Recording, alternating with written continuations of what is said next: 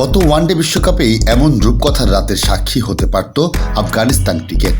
সেদিন মুম্বাইয়ের লাল পিচে গ্যালেন ম্যাক্সওয়েল খেলেছিলেন ওয়ানডে ইতিহাসের অন্যতম সেরা ইনিংসটি। আজও সেই ম্যাক্সওয়েল উঠেছিলেন দেয়াল হয়ে।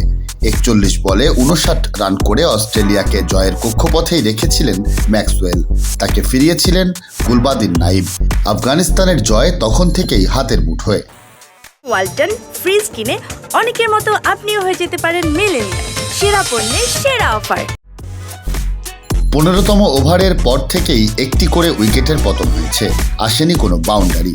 হাতের বাইরে থাকা ম্যাচটা আফগানিস্তান নিজেদের কাছে নিয়ে এসেছে সেখানেই।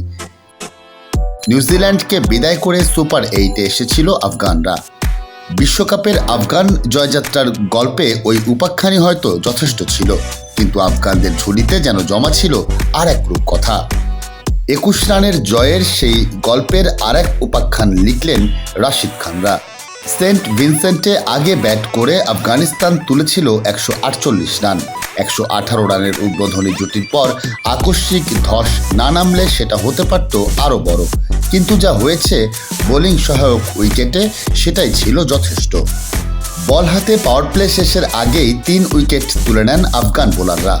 মাঝে কিছুটা দুশ্চিন্তায় পড়তে হলেও শেষ দিকে আরেকবার নিজেদের বোলিং কারিশমা দেখালেন গুলবাদিন নাইব ও নাভিন উল হক।